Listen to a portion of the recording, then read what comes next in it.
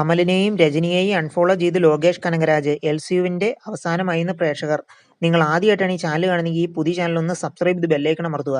Tamil cinema ലോകത്തെ അധികാരന്മാരായ കമലഹാസനെയും രജനീകാന്തിനെയും social മീഡിയയിൽ unfollow ചെയ്തുവെന്ന പേരിൽ വിമർശനം നേരിട്ട് ലോകേഷ് കനകരാജ്. ട്വിറ്ററിൽ നിന്നുമാണ് തന്റെ മെന്റർ കൂടിയായ കമലഹാസനെയും രജനിയെയും ലോകേഷ് അൺഫോളോ ചെയ്തതെന്നാണ് റിപ്പോർട്ട്.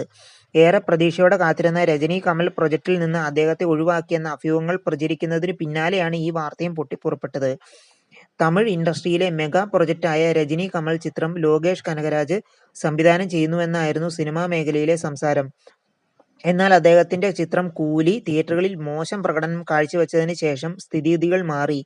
കൂലി ബോക്സ് ഓഫീസിൽ വലിയ വിജയമാകാത്തതിനെ തുടർന്ന് അദ്ദേഹത്തെ ആ സ്വപ്ന പദ്ധതിയിൽ നിന്നും ഒഴിവാക്കിയെന്നും പകരം നെൽസനെ തീരുമാനിച്ചുവെന്നും സിനിമാ രംഗത്തെ വൃത്തങ്ങൾ സൂചിപ്പിച്ചിരുന്നു.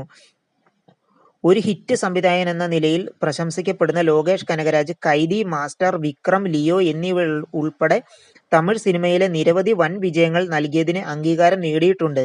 എൽസിയു അഥവാ ലോകേഷ് സിനിമാറ്റിക് യൂണിവേഴ്സ് എന്ന പേരിൽ സൃഷ്ടിച്ച യൂണിവേഴ്സിൽ നിന്നും പുറത്തു വന്ന സിനിമകളെല്ലാം വലിയ വിജയമായിരുന്നു. എന്നാൽ കൂലിയിലെ ലോകേഷിന്റെ മേക്കിങ്ങിനെക്കുറിച്ച് വലിയ രീതിയിൽ വിമർശനം ഉയർന്നിരുന്നു.